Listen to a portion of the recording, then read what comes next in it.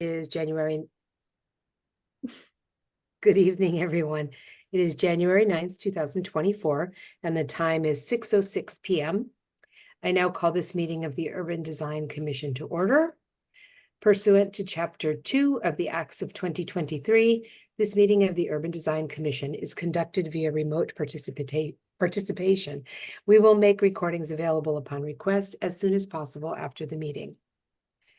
My name is Louisa Oliveira, and I'll be co-chairing for tonight's meeting because neither Courtney Kirk or Sarah Lewis are available.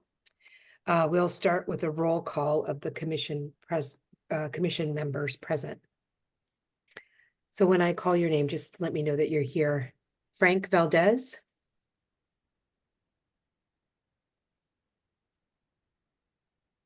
I think he is absent.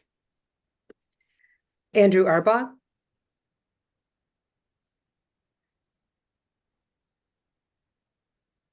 I thought I saw Andrew, no? Absent. Tim Talon. Here. Deborah Fennick. Here. Sherry Ruane. Here. And Tim Hood. Present.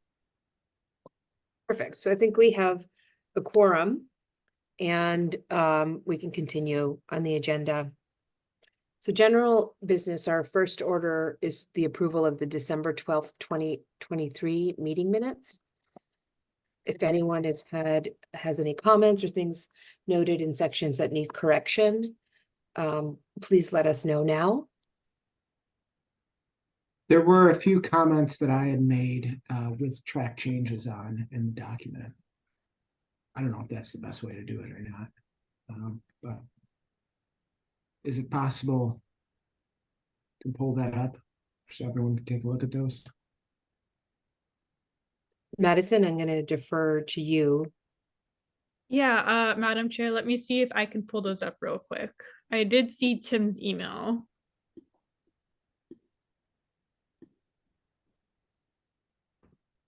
Okay, I don't have the attached edits, but Tim, would you want to share your screen maybe and show us the changes? Let me Or pull them up. Yeah, just give me a second. okay.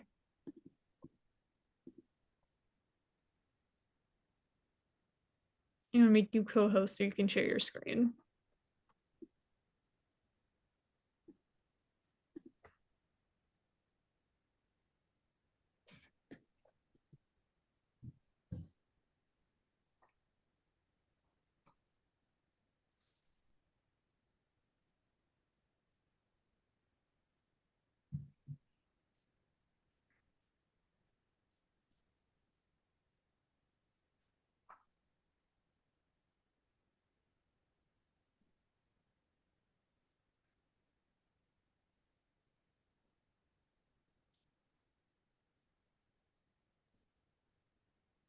Okay.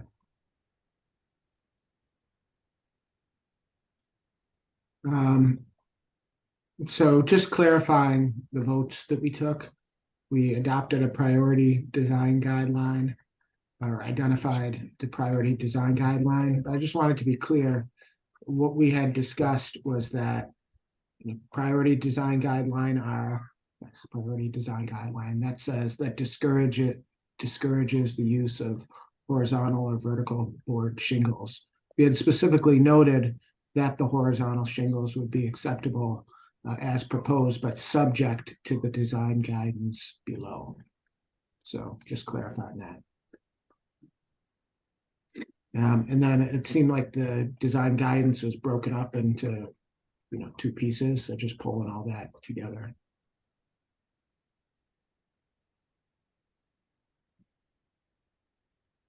Is that clear?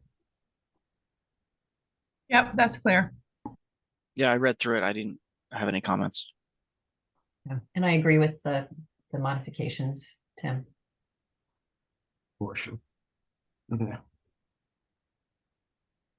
So if everyone is in agreement with these changes, I need a motion to approve the minutes. So moved. Do I have a second? Second. Okay, the December 12th, 2023 meeting minutes are approved.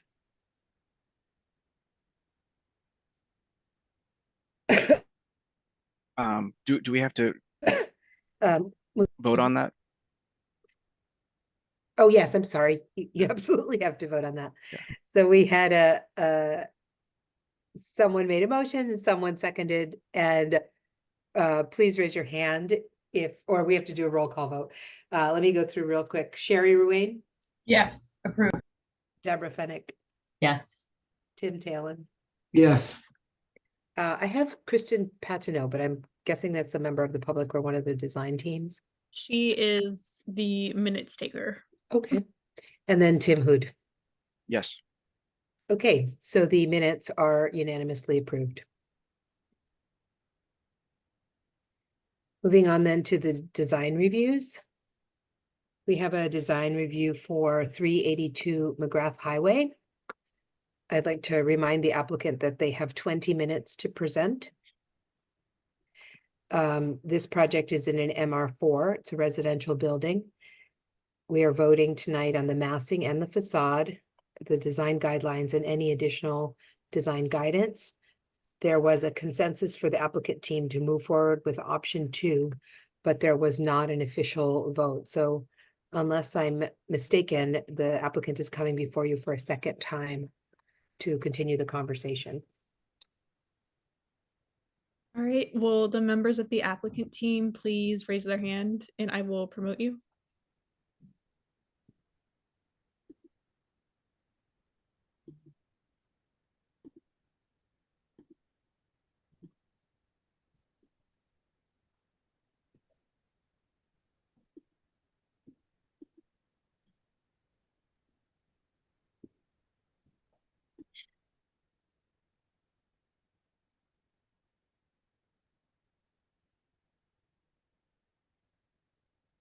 Once everyone has been promoted, if you could please introduce yourselves and the team to the commission and then review the project, please.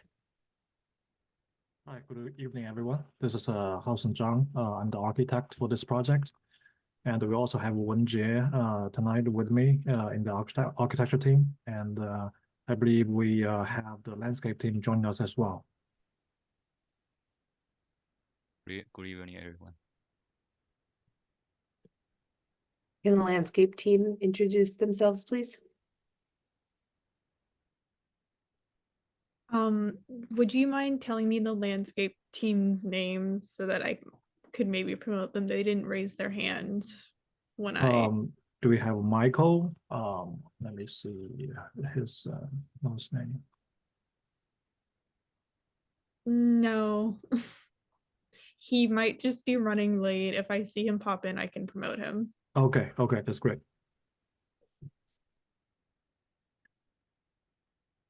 May I share my screen, maybe? Please. All right, thank you. I might need permission to start sharing. You should be good to go now. All right.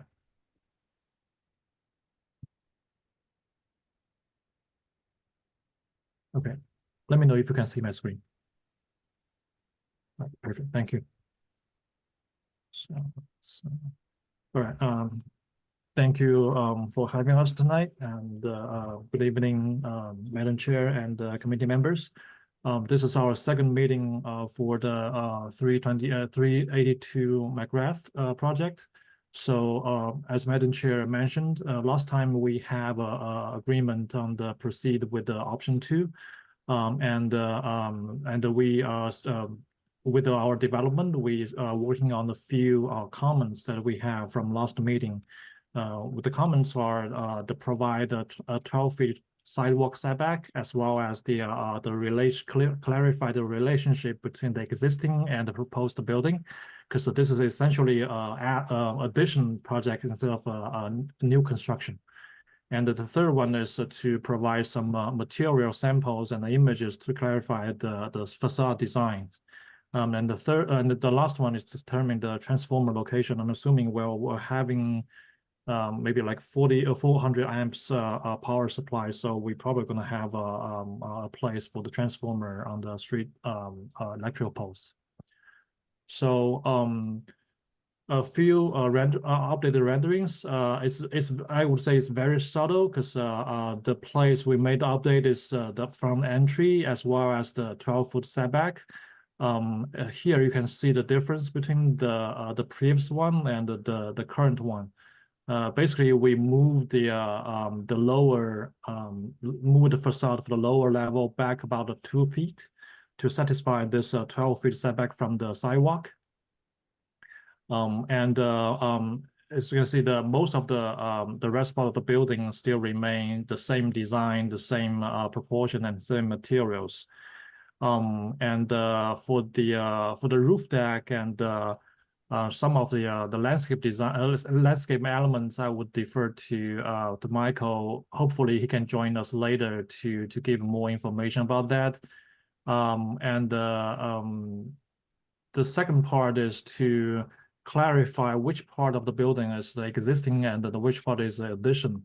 So basically, the existing building, as you can see in this image, is a 3-story residential building.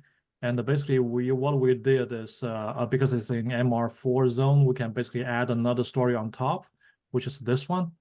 And we largely keep the existing structure and basically rearrange the interior layout and of course resurface the exterior of the building. And here you can see we have a comparison of from the plan view. The blue lines showing the existing outlines of the building, and the red lines are showing the proposed one. And we have an overlay of these two, and you can see the only difference is happening on the street level, which is the plan south. So you can see the new red line facade, which is satisfied with the 12 feet setback from the street sidewalk, and the rest of the 3 sides of the building. It remains exactly the same. For the upper, I'm sorry, this is the first level. And for the upper levels, the same thing would happen. Only the front facade will have a minor change, and the back and the side facade remains exactly the same setback from the existing building. And here's the basement, first level, and the upper levels combined together.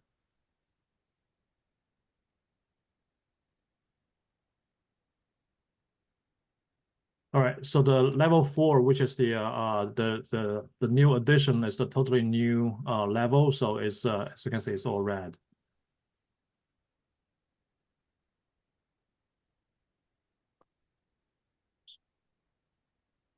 All right, so another update we made is we specified a few facade materials, which including the hardy board, cement, exterior wall panels for the front street facade, as well as some like a vertical hardy bed and board and sidings as a decoration. For the lower level, the street level, we're having a perf panel along with the AZEK exterior cladding materials to provide some wood tones, some warmer welcome on the street level.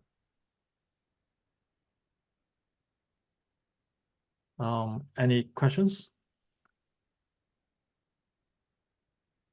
And so this is very quick, and this pretty much wraps up the presentation from the architectural part. Thank you. I had a question. Yeah. Can you just describe how many units, how many car parking spaces, and how many bicycle parking spaces are proposed? Yeah, of course. Short-term and long-term. Yeah, so for the units, we have 11 units in total. And for the car parking, because we are within the half-mile range from the T line, so we don't really have any parking on site, but we do provide. If I am correct, there's 11 bike parking spots on site. Where are those 11 bike parking spots? it's right along this alley, as well as on the street, right in front of the main entry.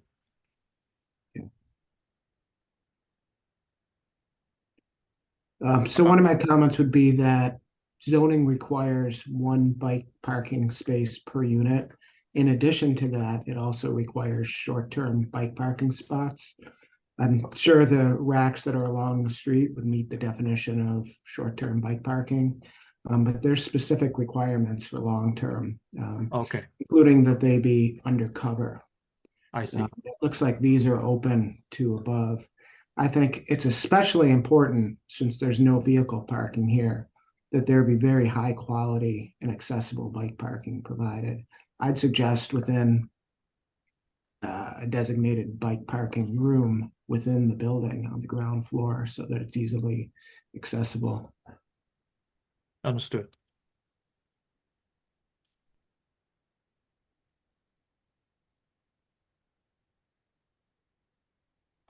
I had two questions. I was trying to understand where you mentioned there was visitor parking in front of the building or on the sidewalk. How does that relate to kind of like the rendering was showing like a planting zone? If you had a drawing that showed like the width of the sidewalk and where that bike parking was going. I don't know if we have I'm sure we have that information on the landscape plan, but let me see if I can grab the landscape presentation file.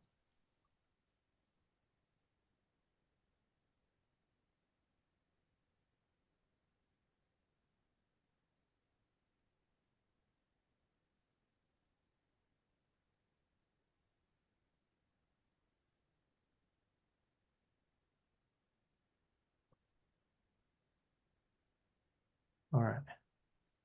So I guess I'll just do a very quick intro on behalf of Michael, since he's not here yet.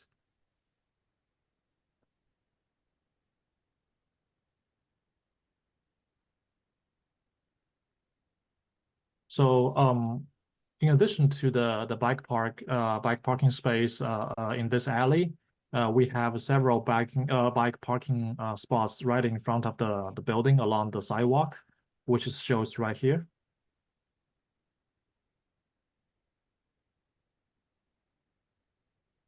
So hopefully that answers your question. Okay. And then the rendering images you were showing, it looked like you were showing like a planter box in front of the building. Is that still being proposed, or is there a plan that? Yes, I think that's still the case. And is that planter box undercover? Yes. So it's going to be irrigated somehow. Right. Can you go back to the landscape plan, please? Of course.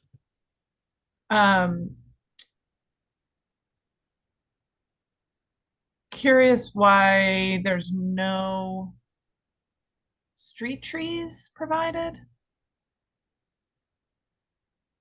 You mean along the front facade, along the street side? Yeah, yep.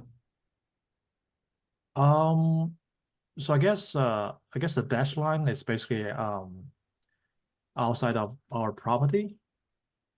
But you're putting bike racks out there. To satisfy the zoning requirement, yes.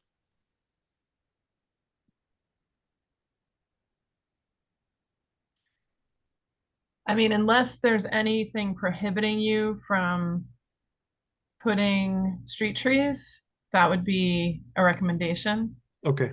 that I would have.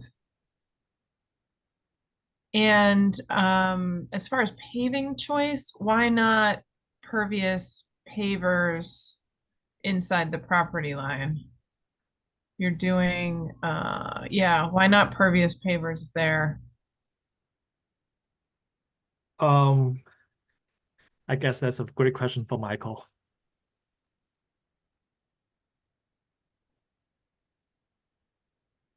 And then with the planter box in the front, this landscape drawing is showing 12 feet from the curb to the face of the building.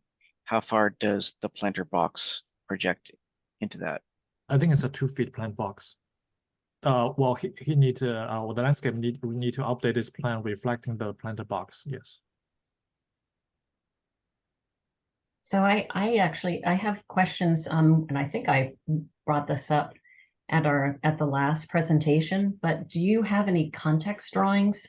You know, and because I find, sort of what the future of this street is with the McGrath Highway changing. You know, I think the question about street trees, you know, is that, you know, continuing, you know, what the city is expecting? Is it, you know, so I feel like I have trouble looking at this in isolation. And I don't know if you have anything else on your computer that you could share, but, you know, even commenting on the materials, you know, in isolation of, you know, of the context. Yeah, I think that's a great question. We can right now we don't have a contact building in this rendering yet, but we can certainly provide some additional renderings to show this building in the larger context. Yeah, I mean, you know, show it, you know, how far is it from the Yeah. T? You know, what, I know I think this is an off ramp. Right. I don't know. It's really hard for me to react to this. I mean, there's sort of, you know, it's an elegant looking building, but it's hard for me to react to it without that. Understood. And I'm also curious about, you know, what this neighborhood is, you know, this street is going to be like once, you know, once and if McGrath is turned into a boulevard.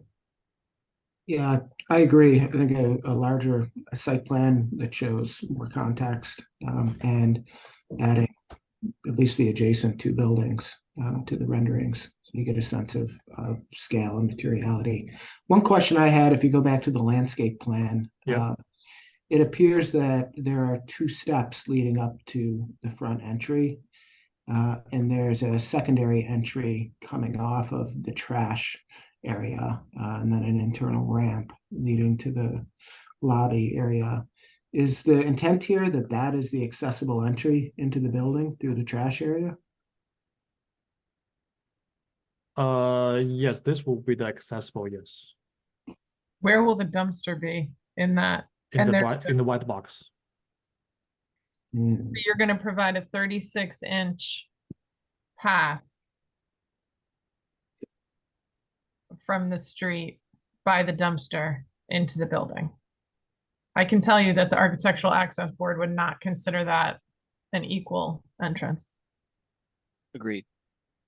Yeah, I would agree too. Is there a reason that the ground floor elevation can't just be dropped? So you come in at grade? Yeah, we can certainly look at that and provide like a 2-degree slope, just trying to get equally accessible for everyone. Yeah, either that or the entrance gets reconfigured so it's at the other side of the building. Yeah. So I just went on Google Street View, and the building to the right of this has some pretty significant retaining walls along their property line. How are you interfacing with those? Are you just building right up to it? Pretty much, you mean on this side? On if you can see. yeah, but down by the street especially. Currently, there's a big set of concrete stairs where you have the dumpster. So are you, I guess this may be outside our purview, but I guess I would just offer a word of caution that when you demolish those stairs, there's a fair chance you're going to get below the footing of this wall. Yeah, we will provide some of the I think the retaining wall and private fence just to on this side.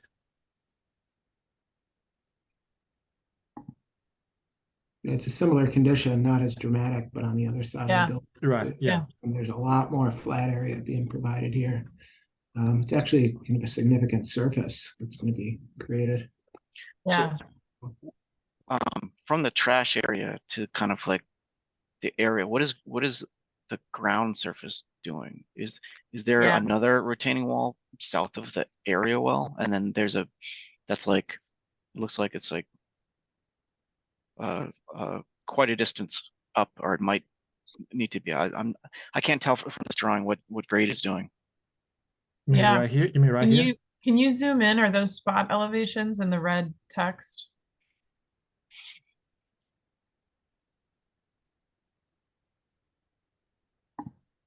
So, okay, so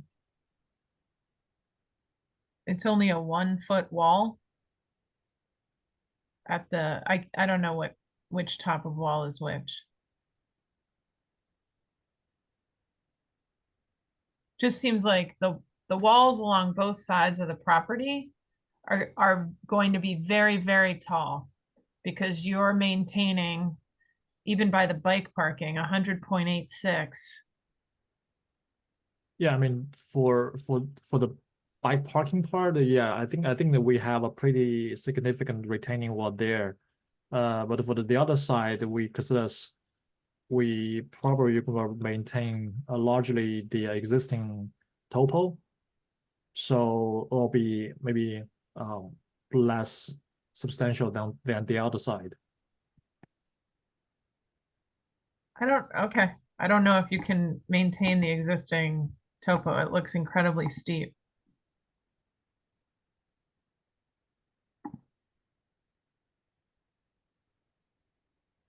I wonder whether, do you look at, if you're going to excavate all this out, build a retaining wall, do you look at just enclosing that area? And, maybe Yeah. you're building something like this as the bike parking room, and this just becomes unexcavated back here. Right. And then Might be. Yeah, go ahead. it looks like the left side open area is at a 4.5% slope. I think to comply with all of the accessibility, and you might that might have to get shallower, and goes to Sherry's point about the height of that wall. Yeah, it would I think it has to be no more than 2% around the bike racks, but the path to the bike racks can be 4.5.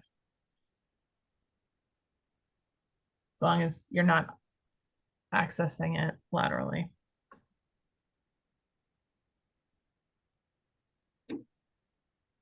So yeah, I guess the question is, I don't, we need to understand how high these retaining walls are. I don't think Okay. any of that vegetation is going to survive in what looks to be almost a 12-foot cavern that maybe is 6 feet wide. I don't know that anything will survive at that elevation. Yeah, maybe we can provide like a section along this Yeah, area. So just I would, to, yeah, and in the other direction. I would Yeah. love a section in both directions. right.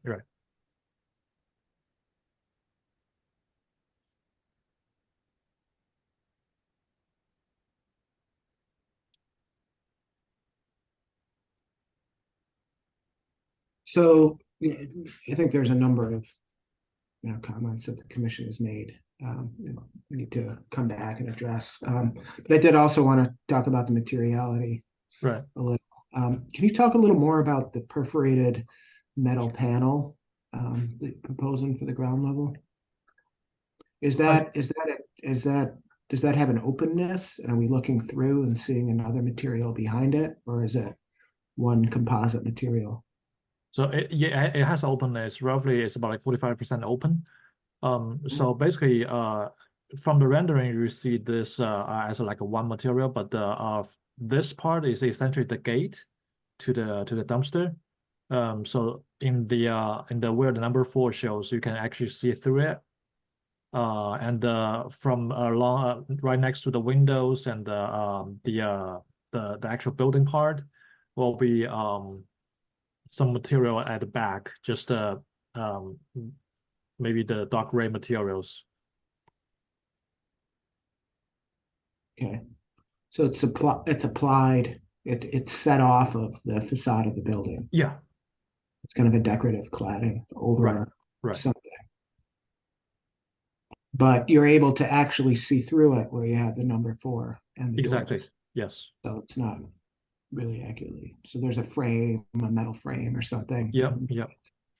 Applied to it. And then framing that material, there's a horizontal gray band above number 4, and then it on the left side it goes to meet the ground. What is that frame? I guess it's gonna be like a galvanized metal frame behind the cladding.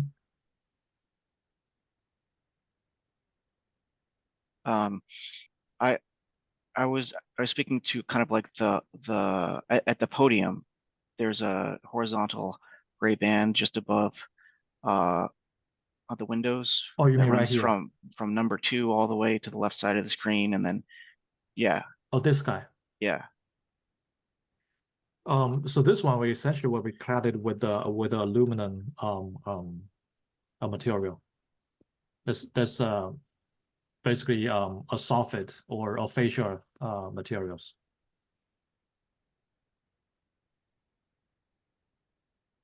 Is that the same for this material here? No, it's going to be just aluminum sheets. I gotta figure out how to use that tool Tim's using. So this frame here is aluminum sheet. Yep. This frame up here, the It's- stories 2, 3, and 4 is something else. It's the same. The two location you pointed is are the same. Basically, fascia cover that made of the aluminum sheets wraps around.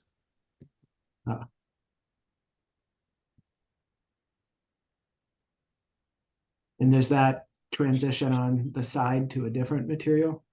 Right. So transition. Well, it's the podium. The vertical side is going to be covered with aluminum sheets, right? And the horizontal side, which could be the soffit side, will be the same AZAC panels, like this one. Yeah.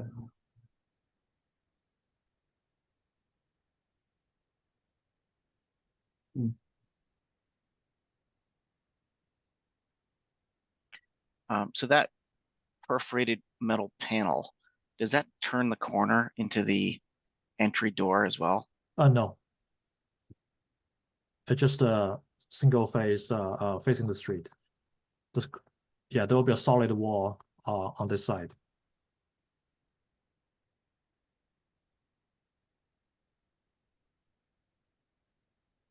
And then the wall that is perpendicular to the street on the right, on the left side, which is, I was all turned around. I thought this was on the other side of the street. So I'm trying to figure out, yeah, so pulling it up. So context is really important next time you come Yeah. in front of the DRC. It's really helpful. So what's the material? It looks on in the renderings like it could be a brick or something like that, but You mean on this side? actually the tall side, no, the building side. It's not that side, but the building, you know. Oh, right, like See this. it in the perspectives, yeah. Yeah, I think it's the same AZAC, but it's basically the same panel we made as a soffit. On the whole side of the building, on Yeah, the, like the same AZAC panel like goes from here, goes across and wraps around the corner. oh, I'm sorry, I was looking at a different, sorry, Oh. the perspective on that sheet. If you, oh no, I'm looking, I've got the drawings up. But I'm looking at one of the perspectives that shows in the house, From In the angle, yeah, from an angle. like From- this one. What I think, yeah, actually it was the other angle. This Which guy. is that, so that face, what is that? They're going to be very prominent. And I guess, Yeah, it's, yeah, the other one's gonna be even more prominent because that's the direction of traffic, but Yeah, so Right. what is that material? It's going to be the same hardy board as Okay. we have this front facade. Okay, okay. Yeah, it's a bit overexposed in this rendering, so it Yeah. appears white. And that's true of the opposite side also. Exactly. Yeah, okay.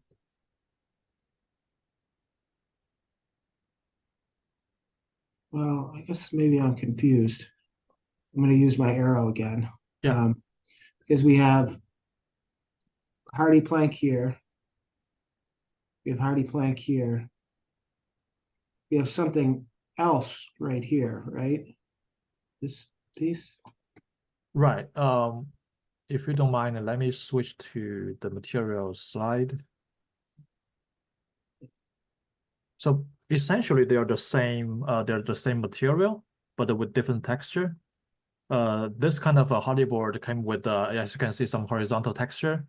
And they come with, I think there are two sizes. One is 4x8, another is 5x10. The same thing with this batten board and batten siding. The only difference is they using this 1x2, 1x3 strips to hide all the joints.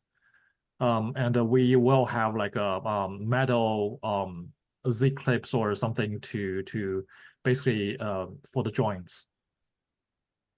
So just to So create on So on the two sides of the building, is it number 1 or is it number 3? it's going to be number 1. So number 3 is only on this narrow band Exactly. out onto the balconies. Yeah.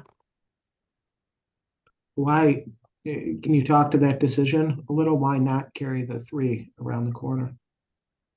Carry the 3 around corner, you mean the along this corner? Yes. We could try that, I think, because right now we're just trying to have something to terminate the glazing, and trying to use the same materials but a different texture will be, I guess, it will be the same within the same language. So it looks more at the same direction of the as the whole building. It's very much not a symmetrical building, and like No. I mentioned last time, I think the form is really dynamic and interesting. I like it a lot. I think there's a play off of kind of the traditional proportion of a triple decker with the bay and the poor projecting porch and a number of other things, but it's not symmetrical. The two sides feel very different. There's a wrapper piece coming. It's almost like there's an object that this wrapper piece is containing. I wonder if it's worth considering having the two sides of the building have different materiality. Yeah, I think we can certainly try like make a more dynamic facade on this side as this side will meet the traffic come this way. And the other side we can, as you said, can create some contrast between those two sides and which could essentially enhance this kind of asymmetrical shape. Yeah. I just think, if you step back and just think about the diagram, going back to your original massing diagram, there's the vertical plane that comes up and over, and that's one thing. And then there's the kind of object that's underneath that, that the balconies are projecting out from. That's a different object. Yep. That's a great idea. Can reinforce that. Right.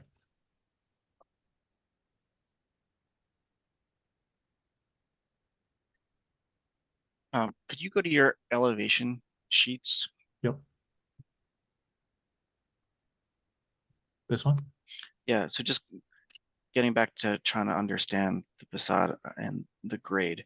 So number 2, that looks like it's taken through the trash area. You can see the area well, and then a slope of grade there. Is that right? Yeah. Okay. And then, so for what Tim was talking about, that facade at detail 2, it's got this kind of diagonal hatch. Is that, which one are those numbers in that other sheet? Is that represent? I guess the graphically we probably need some updates on this one. So essentially this kind of texture hatch and this one will be the same.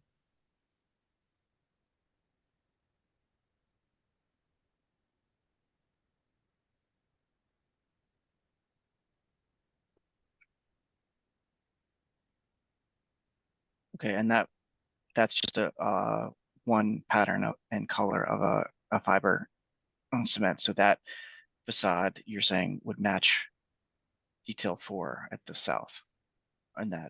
Yeah, and as we just discussed, we can certainly explore the different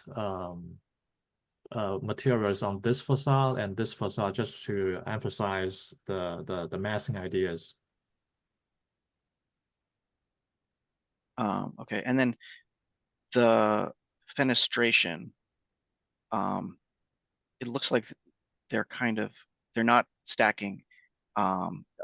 Is there intended to be a relationship between the fenestration on this facade, or are they just kind of intended to be kind of free floating? It's really associated to the interior layout, I would say. Let's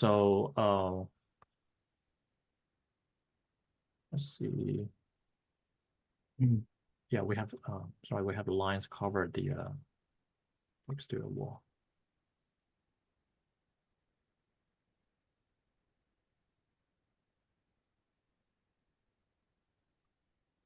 But we can certainly double check the alignment of the fenestration, the windows along the facade to make sure if we try our best to align it as much as possible.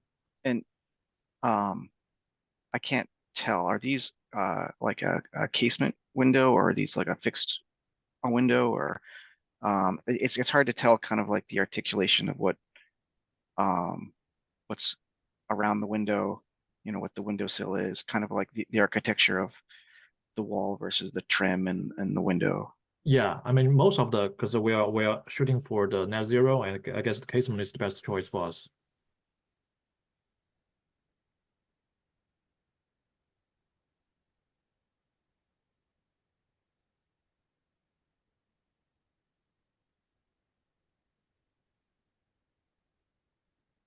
Okay, and then so elevation 1 has that same diagonal hatch. Is the intent there to also match the south? So currently in this current design, yes. But like we just discussed, the 1 and the number 4, they're gonna be the same, and the number 2, we can try different materials.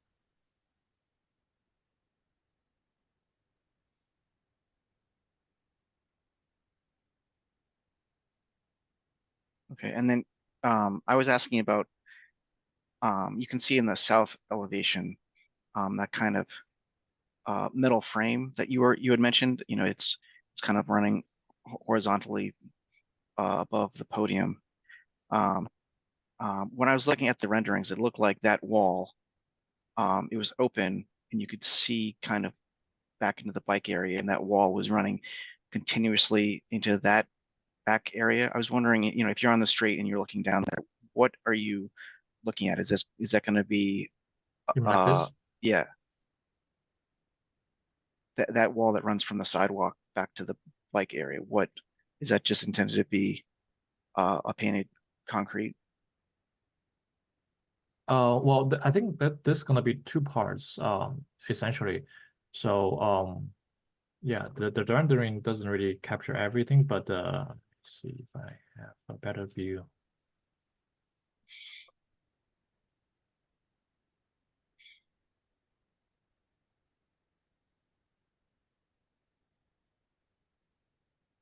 So I would say on this, you're talking about this wall, right? And that wall, kind of like looking at it on the other side. You were talking about like a metal, and I was trying to understand, does the metal stop somewhere? Is there a transition of materials from this frame to the retaining wall? What is that exactly? Yeah, we're thinking to have the depths of this like let's say portal, the same depths of the to the same to align with the where the entry going to be. So like further down will be concrete, but just to form in order to form this kind of like a warm feeling welcome portal area, we just have this wall stops right here to align with the entry. Okay. Yeah, I mean, the entry and kind of what you're doing with the architecture, it's you know you're trying to make a nice, inviting, covered, protected space. So I was trying to envision the transition from kind of what you might call the back area of the plan, the service area or the open area, to kind of like what the entry is doing, and how walking down the street you would perceive that. There isn't really a good image to understand that, but there's going to be some sort of a transition of materials there that I'm not exactly following. Or do you prefer to have like maybe a gate here with a perf metal?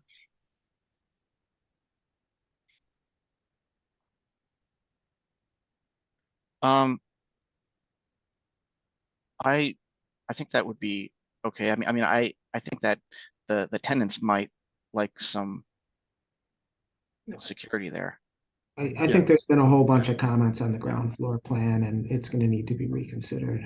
Okay. Stop to comment on that until it is.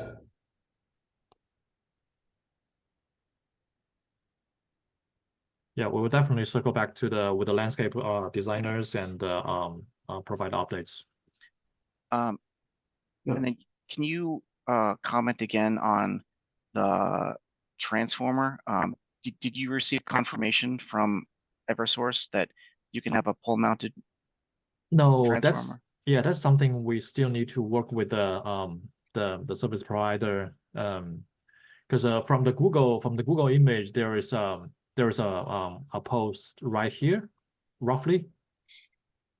And I think if we only need like 400 amps, the transformer is not that huge.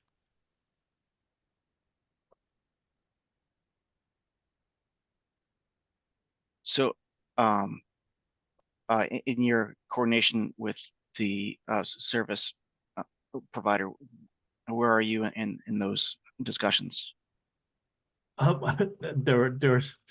They don't really respond for us. Yeah. So they could come back and they could say, we don't want you to have a pole mounted transformer. It's not allowed because of XYZ. There's still that possibility. I would not say no, but yeah.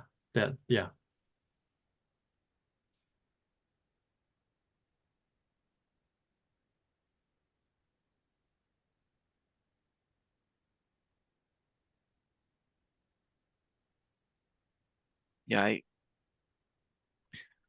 I think that's a big question mark in terms of the planning.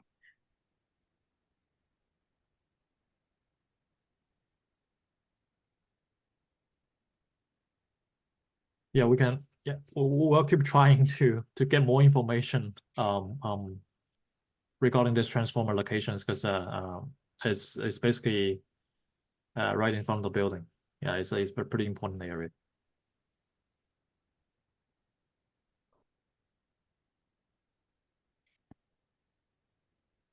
So should we make a motion to continue? I would like to. So we have a motion to continue this case. Do we have a second? Second. All of those in favor, I'm gonna call the roll. Tim Talon, Yes. Deborah Fennick, Yes. Sherry Ruane, Yes. and Tim Hood. Yes.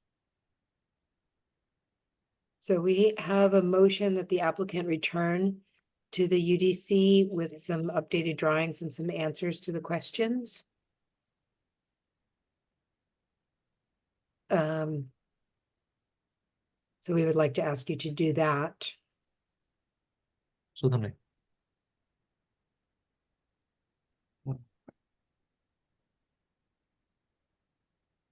Thank you for giving us your time this evening. All right. Thank We you all. look- Thank you for your Look forward to comments. seeing it again. Thank you so much. Thank Thank you. you, everyone.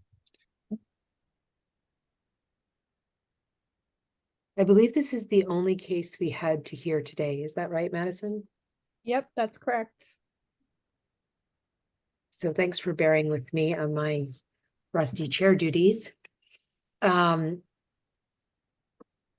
think if there is nothing more, I've got someone has to make a motion. Sorry? I've got one quick item. I'll make this very quick. I just wanted to Please. introduce it as an idea. Each year, the BCDC in Boston publishes an annual report which describes basically what the commission does, what they reviewed in total, who the commission members are, and kind of what their priorities are. Trends in urban design that they've seen, other things. I think it's a pretty useful document. I only bring it up because I had a conversation with a counselor recently. And my sense is that most people really don't understand what this commission does and its role in the process. We've had this conversation internally in the past about, the relationship with the planning board as well, and how aware they are of what the work this commission is doing, especially since part of our goal is our mission is to advise the planning board. So I just wanted to bring that up as an idea. Maybe this is something for Madison to take back to Sarah or others just to talk about, but to think about whether that might be something that gets prepared.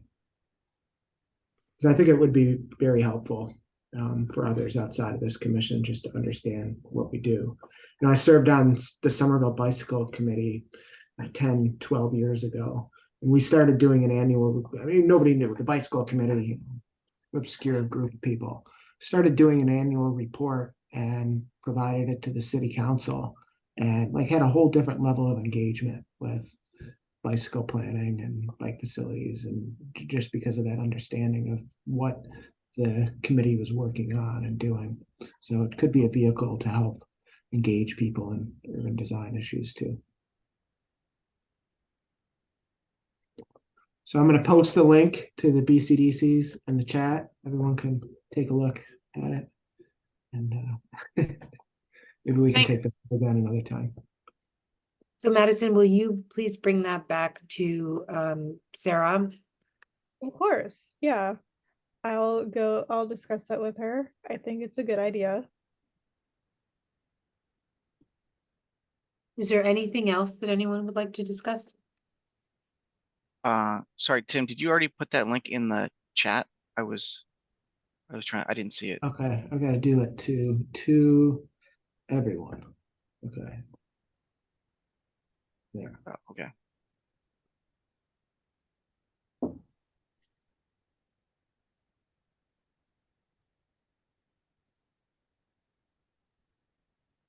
If there are no other things for discussion, someone will need to make a motion to end the meeting. I make a motion to adjourn. I second that motion. And now we will, do I have to go to a roll call or can I just adjourn? Roll call. Okay. Who wants to leave? Carrie, Yes. Deborah, Yes. Tim, Yes. and Tim. Yes. Great. It is now 7 o'clock and this meeting of the Urban Design Commission is adjourned. Thanks, Thank you. everybody. Thank you, Lisa. Bye Thank bye. you.